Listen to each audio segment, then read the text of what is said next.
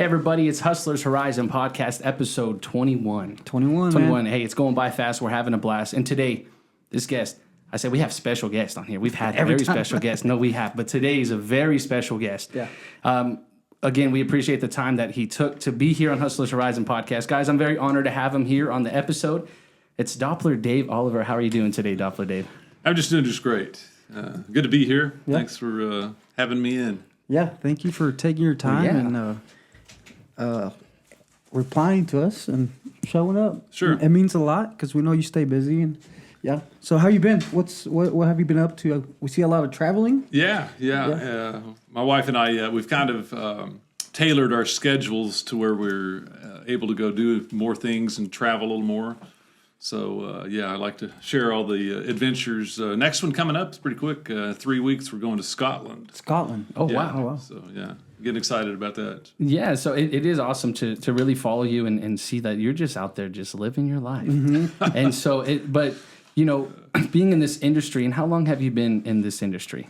Well, this is, for TV, I've been in 41 years. Oh, wow. Congratulations. Here at Amarillo News Channel 10, 38. 38. Yeah. So, hey, most of the career. Yeah. And then it's just awesome to be able to watch you. I mean, as a kid, watching the news and be like, man, that's awesome. Yeah. Like, that you're a celebrity to me. You are. Growing up and watching you. I want to ask, though, what made you get into that industry? Yeah, I get asked that a lot. Mm-hmm. And really, I think it really boils down to I was just God gave me this passion for weather. I mean, as far back as I can remember, I've had an interest in weather. So, storm, crazy stuff. I love crazy weather. And but growing up, I thought about weather a lot. Mm-hmm. I followed it, and when it came time for a career, it's kind of like, what else are you going to do? This is what you love to do. So I'm one of the ones that I'm really fortunate to have been able to make a career and a job and employment and everything with something I love. Yeah, for sure. And you said growing up, where did you grow up? Yeah, well, I lived in Oklahoma through my middle school years. Oklahoma City? El Reno. Which, that's Storm exactly. That's what got you interested. I've got some DNA connection to the movie Twisters. I don't know if you want to get into that. Oh, yeah. About the time middle school rolled around, my dad was transferred to Corpus Christi. So my high school years were down on the Texas coast. So I claim both states, Oklahoma and Texas. So. Yeah. Well, you just mentioned that you have something involved with the Twisters. Let's get into that. Right when you said that, hey, this is something we want to talk about. You love crazy weather, which we'll get into that here in a little bit. We want to know some of the craziest storms you saw, but let's talk about that relation to the Twisters. Let's hear that story. Well, I myself was a storm chaser long before I got into TV. Mm-hmm. As I mentioned, I lived in El Reno, so having that setting in the movie was pretty cool. But I went to the University of Oklahoma, and some of my professors were the earliest tornado researchers. Oh, wow. So I kind of got involved and introduced into storm chasing, 1979 or so. And this was just the early age. About the only people chasing storms were OU students and the researchers there. So you could go to a storm and be the only one there. Yeah. Nobody was chasing storms. And, to see how it's evolved and just expanded from that point, and all the technology we have now. When we went out in 1979, it was with, you'd have a Rand McNally paper, road map. Yeah. No technology, no cell phones, no laptops. Mm-hmm. This day and age, it's kind of hard to remember those years, but there was, decades there that we would just dream and fantasize about, man, if I could only see the radar, And now everybody's got it, the fancy radars and stuff. So it's just, that movie just really connects with me. Yeah. And that's awesome. Yeah. Have you ever met Reed? What's his last Reed name? Timmer. No, yes, you've never met him? Not personally. No. Yeah. I keep up with him, and they get into some crazy stuff. Yeah, they do. Yeah. Have you been in any crazy situations like that? I've been in some crazy situations, but not intentionally. That's he calls himself extreme meteorologist. Yes. You don't. Storm chasing, and especially for what we do, the main reason we are out is to be able to minute by minute. Show and report to our viewers what's going on so they can make decisions and know where the danger is. So, it's not our goal to go get in the middle of a tornado. we don't want to get out there, cover it, let people know, but we try to really emphasize the safety aspect. That's awesome. Well, there's so much risk in what y'all do to, like you said, to notify the viewers, like, hey, to make the best decision, go get to find some shelter, whatever it may be. But it's not intentional. But I can only imagine what is one of the crazy. I mean, there's been a lot of them. Yeah. But what is one of the craziest storms that you've been in? I mean, maybe it was obviously unintentional, but how did that experience go? I mean, I'm sure there was a lot of fear there, but I'm really going to go back to those early days, when we didn't have, if I thinking back now, had I had radar and other technology resources available, this probably would not have happened. But I was chasing with a couple of fellow students in a little Toyota, little bitty car. And we just kind of got caught in a situation that, oh, wow, we got developing tornado right here. Let's, go the other way. But when we turned around and went that way, here came the baseball hail. And just, okay, we got to do something. Yeah. And there's this little bit, we're in southwest Oklahoma, this little bitty country diner there. And so we shot off in there, and we were running. And I said, "Do you guys have a storm cellar?" Yeah, we just put one in a couple of weeks ago. This is the time to get into it. So we were getting everybody, the customers, the staff, everybody down in this little basement, and it was actually an outside cellar. And I was the last one out of the building, and when I came out, it was just like a scene from Twisters. Oh, man. Wind blowing 100 miles an hour, stuff hitting me on the side, debris blowing, and we get down into the cellar, we get the door down and everything, and it sounds like a war, going off. And but we're safe down there, lost power and everything. But when we came out, mobile homes were destroyed nearby, and debris everywhere, and a lot of destruction, and we were able to survive there. I'm just very thankful that little diner was there and that they had a cellar, man. Yeah, that's good. And Oklahoma has always been the storm alley, right? That area, Reno. Yeah. Is it moving, or is it still the same? Because I think because we're in the roofing industry, so we look out for like hail and all that good stuff. But I think I read something that said that it moved up maybe, or now here's.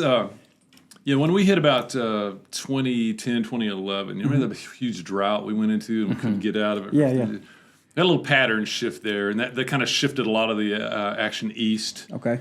And you started hearing a lot of tornadoes in the southern states, in Alabama, Mississippi. So I think over time what we're going to see is we're going to see kind of a hiccup, to where there's maybe a temporary shift in a lot of the tornado action. I've noticed the last couple of years it's really trended back. This year was really, really normal. Oklahoma, Kansas, Iowa, North. Even our action has picked up the last 2 years. Last year we had Perryton, Matador hit a lot of tornadoes. Yeah. This year we had quite a few tornadoes. They just didn't hit towns. But we've tracked a lot of tornadoes. I think overall, the overall tornado alley is not going to change much. It'll probably over time you'll just see kind of a temporary shift in there. Nice. That's awesome. I'm glad that no tornadoes hit town. I'm just saying that. Good. I'm just saying that. I know it's exciting probably with what you do to hey, this is awesome, but good thing it didn't hit town. But I do know that around, did get hit pretty hard. Let's talk about the routine for you. You've been doing this for, you said 41 years, correct? 41 years. You started doing your research. This is a passion you have. What does a normal day, what does a day look like? How does it start? How early does it start? And when does it end for you? Okay. That's heavily dependent on what the weather is doing. Yeah. But normally, I get up, I'll get into work about this time of day. This is, 10 a.m. or so. I'll do the noon show. I do a 4 o'clock show and a 5 o'clock show. In the midst of all that, though, I'm doing other things. I do 6 radio stations. Oh, wow. Weather for them. I do weather for the newspaper. I do weather for our website. We have a 24/7 channel ourselves that runs weather and stuff. So I'm constantly producing weather. So once I wake up, it's deadlines, deadline. So my normal routine is pretty good. If the weather's going crazy, however, we're tornado chasing. Yeah. We're doing a lot of other things, doing a lot of stuff on Facebook, a lot of social media. I also teach meteorology at West Texas A&M. So, okay. I didn't know that. Wow. Yeah, I manage that course. It's an online course right now. So I do some management there.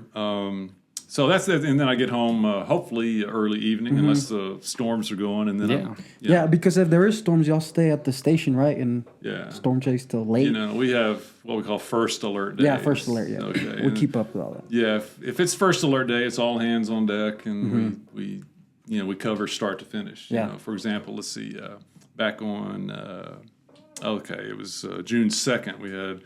We actually had 7 live tornadoes on the air. So I was on the air for, a couple hours straight. Yeah. Oh, wow. And we call that wall-to-wall coverage, where forget what the TV program is. We're doing weather because we're going to track tornadoes. Wow. Yeah.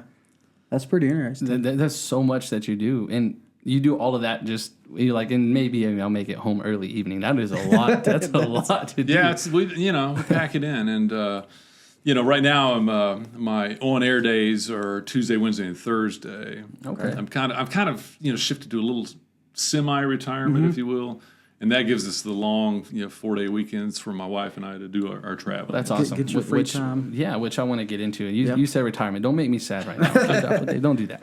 But let's talk about that. You mentioned your wife. And I want to talk about what has her support meant to you. You've been doing this for 41 years, and there's a lot of, I'm sure she has her scares, like, oh, you're out there in this storm. Yeah. What has that support meant to you? First of all, overall, it's just critical. I mean, it's just one of the most important aspects of my life is my wife supporting me, and she's very supportive.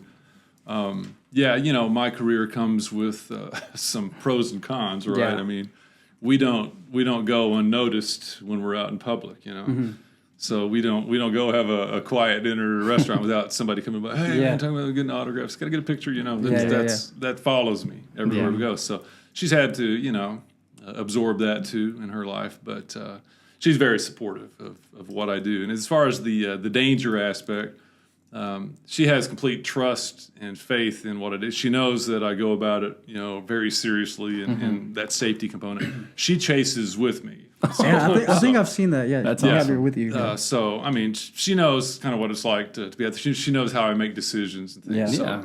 So when she's not with me, there's always the danger aspect, but she's pretty comfortable with me doing that. That's awesome. Yeah, and then now you said you've kind of broke down that schedule to where you guys can make these trips and hang out. And you mentioned you're going to be going to Scotland, right? Yeah. What's going on in Scotland?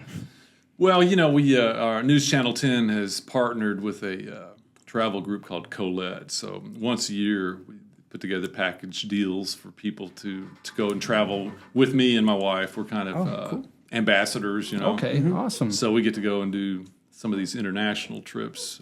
So it's very exciting. And, man, we're doing a kind of a complete tour of Scotland, doing a lot of things, doing Edinburgh and all the things there in the old city, the countryside, some of the islands there that are really cool, some of the lakes, Loch Ness, Nessie. Loch Ness Monster. We get to do a cruise on Loch Ness. I'm pretty sure I'm going to see the monster. So I'll take pictures. So. Yeah, take some pictures and upload them to your Facebook so we can see them. That's awesome that you get to do that and have that experience. On top of what you do, though, and I just want to say, I mean, like you said, people come up to you, you don't go unnoticed. It's because you've made such a huge impact in this community. You hear it all the time. I'm going to tell you myself.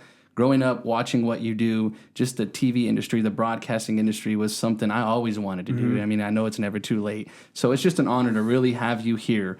And I wanted to tell you that. Like, thanks for being humble when people come up to you, because I imagine, I know it can be kind of stressful. You're like, I just want to have a quiet date night. But you knew what that comes with when you did it, and your wife to support that is awesome. And then, you give people the opportunity to travel with you.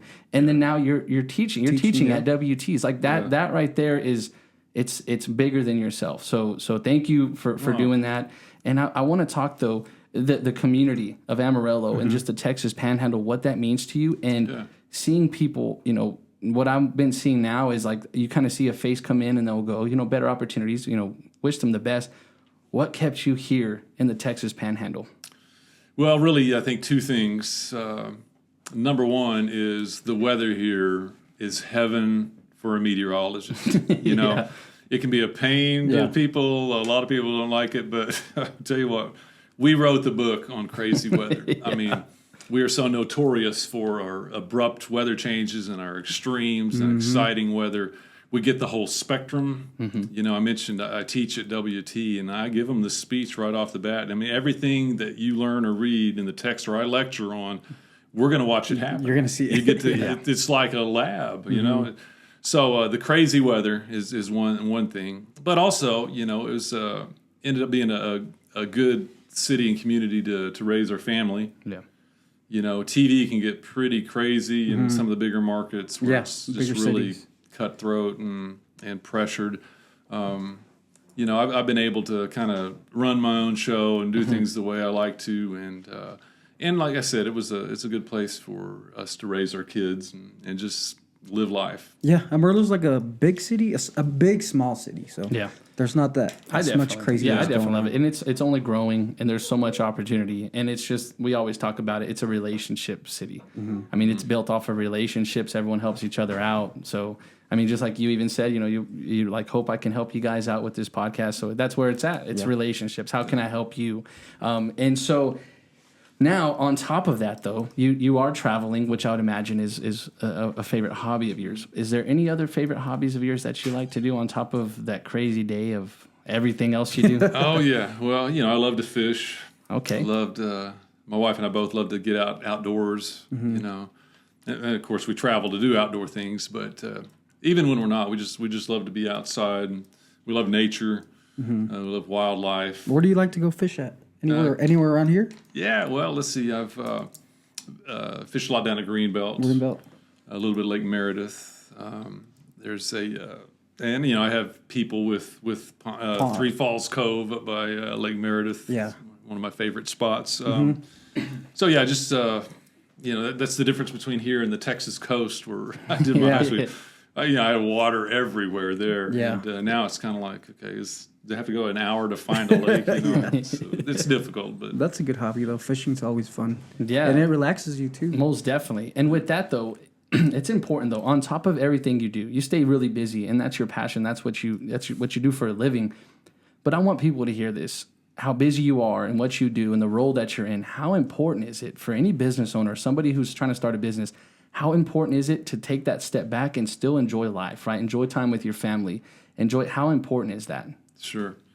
Oh, I think that's huge. I mean, that's life. If you don't have that component in there, I think your life suffers. You're really limiting yourself to the amount of joy you're going to have in your life, So I think you need to be well-rounded.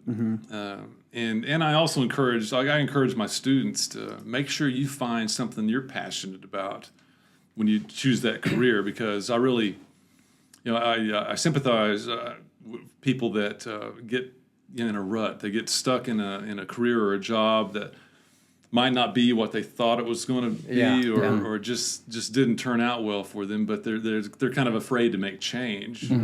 And sometimes it's hard because you got to pay bills. You got to exactly. Life is happening, and you got to fund that. Sometimes it's hard to have a disruption and change and go find another career. But I tell students all the time, man, it is never too late to redirect. Yeah. And find something that brings you that fulfillment and that joy and that passion, because man, that's when you're living life. Yeah. But make sure you bring the family into it and you enjoy all that other stuff. But the career itself needs to be something that makes you happy. Yeah, we talk a lot about that. Like, if you're doing a job, I mean, you spend most of your life doing that job, so why not do something that you enjoy?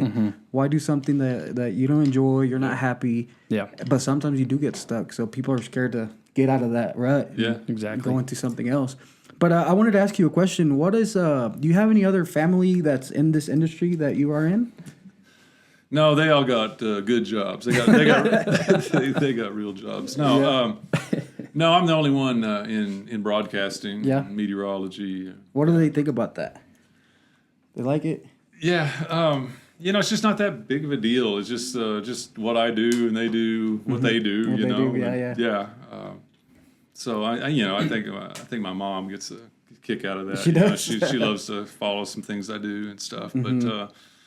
Overall, it's just the route I chose, and other people chose other routes. That's good. That's good. And then I was gonna ask you too. Whenever y'all take y'all's breaks and stuff through the commercials or whatever y'all do, You post a lot of snacks, so you're a big peanut butter guy, right? Oh, yeah. Yeah. How did that come about? Or I don't, it's another thing. It's just I think that was God put that in me. It's about my favorite food, and I eat it almost every day. I see that. He'll grab like a spoon and then just. Oh, I'm all over the peanut butter. Got to be crunchy though. Got to be crunchy. The crunchy. It's the protein. Yeah. You like peanut butter? Yeah. Yeah. I mean, I don't eat it all the time, but sometimes it's real sticky though. It's a good little snack though. It gives you energy. I do believe that. It does. Yeah. I do believe that. So when whenever you started into this and you stayed busy and like you even said like your family was kind of like you do what you do, I do what I do. But what you mentioned earlier though is you tell your students though to find something you love to do and it's never too late to redirect. I think that is big. That is really big because I know that I've faced that. I've battled that before and people are like, I'm already this old. I'm 28, 29, 30 years old and I want to make this change. People know what they love to do, but fear holds them back, right? Yeah. And it's like, man, I know I can do this, but what if it doesn't work out? What if it fails? Yeah. And failure is necessary. We say that all the time on here. So for you to tell those people that and your students, that is very important. But on top of that, like you said, to take that step back, right? This is what you love to do. You have a passion for it, but bring your family into it. You said it, you hit around the money. Bring your family into that because they're a part of that journey with you. So it's just awesome to hear you say that. It's awesome to hear your favorite hobbies and the trips you take. What's one of your most favorite trips that you've taken so far? Oh, wow.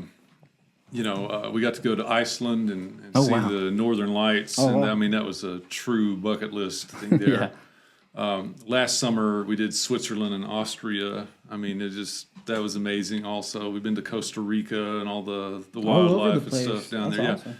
Yeah. And even, it doesn't have to be international. Alaska is fantastic. We've had a lot of good times up that way.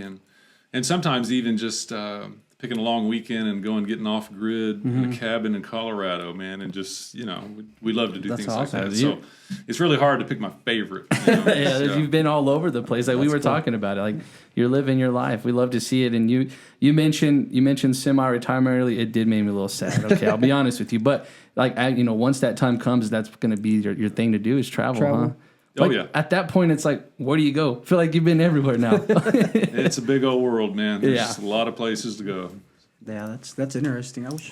I wish I could travel that much, but maybe in the future for sure. Yeah, most definitely. Like you said, it's never too late. We can do it. I want to talk about, so maybe there's somebody out there that like wants to get into this industry, right? And you have these students.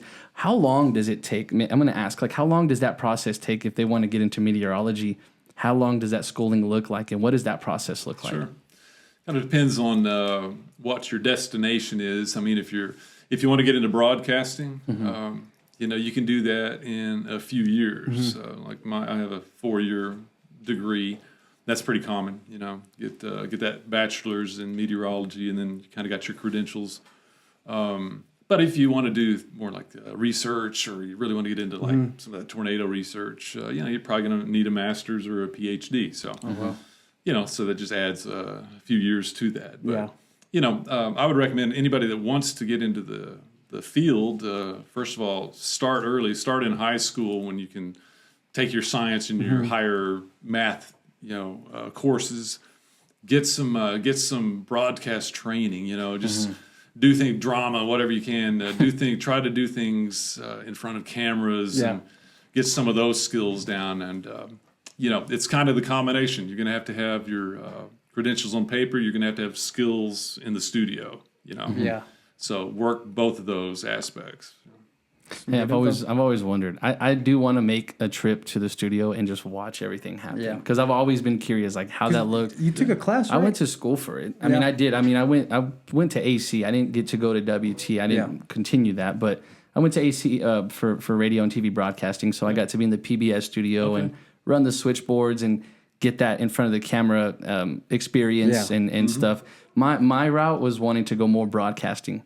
Just because it's like, you get to sit there, do this, right? And then my dad and everyone's like, you know what? Like, you have a pretty enough face. I think you could be in front of the camera too. But it's just awesome. I mean, what you do, having fun, and you said it brings you fulfillment. And so now, when's the next big storm, Doppler Dave? The roofers want to know. The roofers want to know when's the next hailstorm. Well, it'll happen.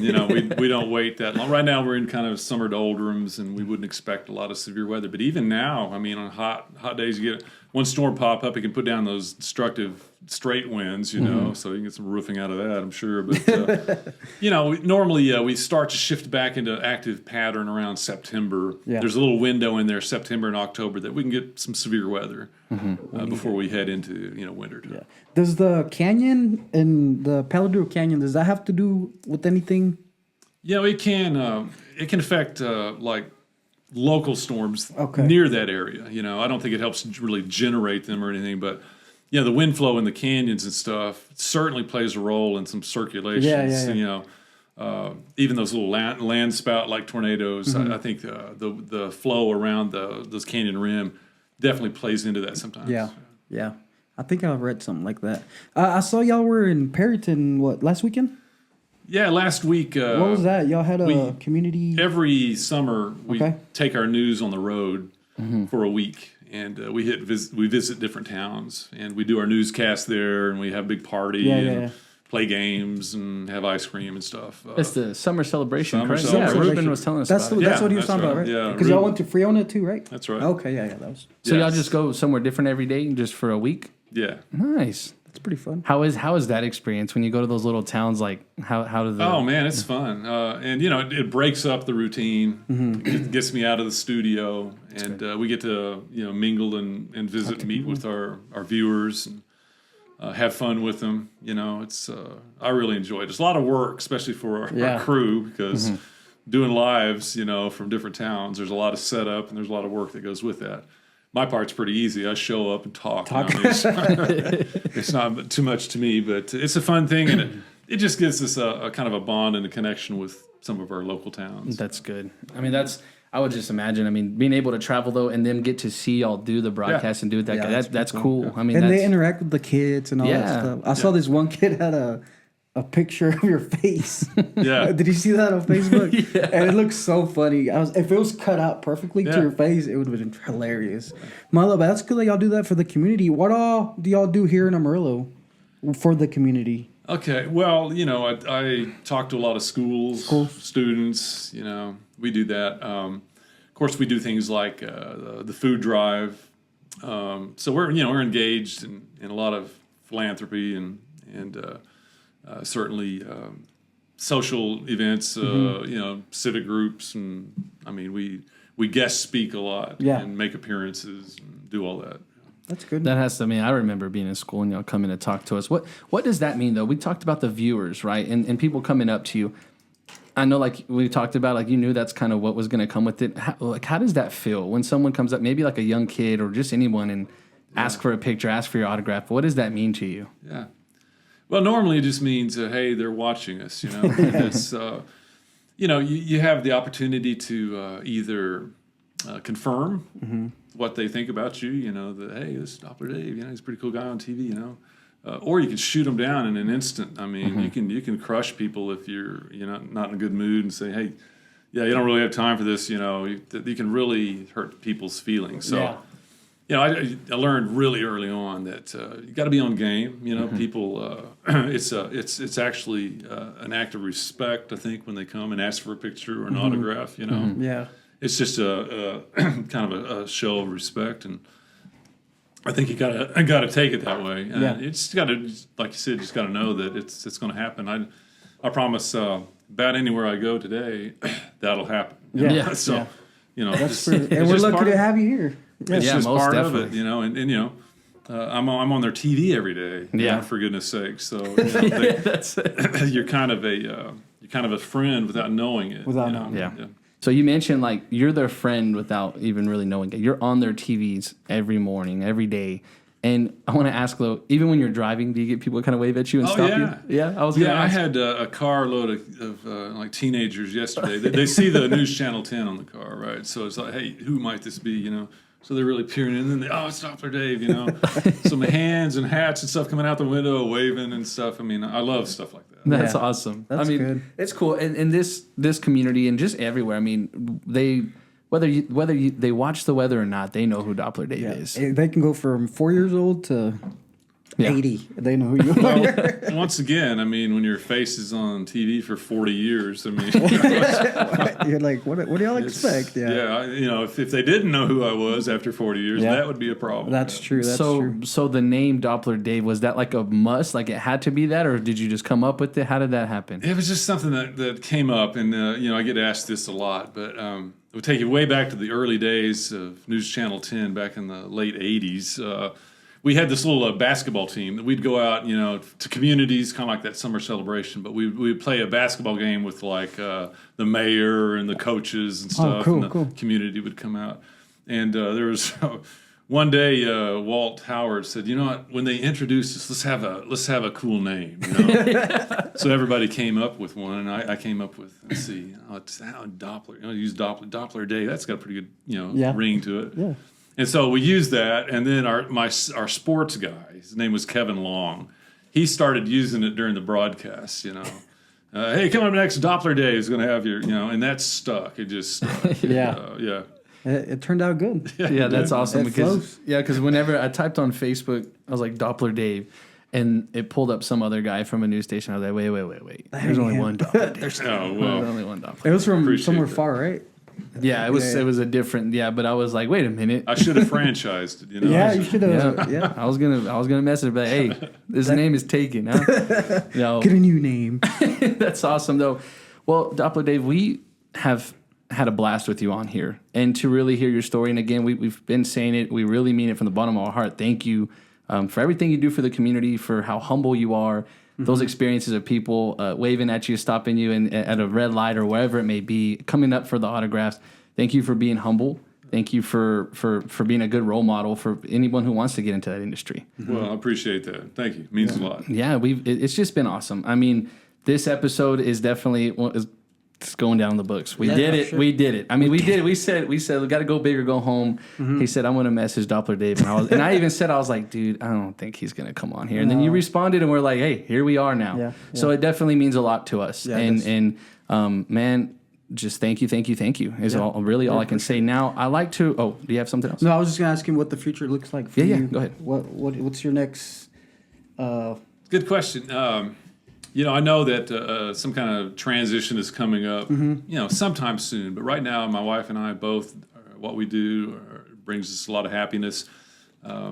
We love what we do. I don't get tired of it. And we're having fun still. Yeah. So I think we'll probably do this, a few more years. Yeah. But, it's also getting close to our golden years and time to go do those things we talked about. I mean, grandkids, I got 2 beautiful grandsons and family. I want to spend more time with them and stuff. So who knows? But right now it's just kind of, we're in a good groove. Yeah.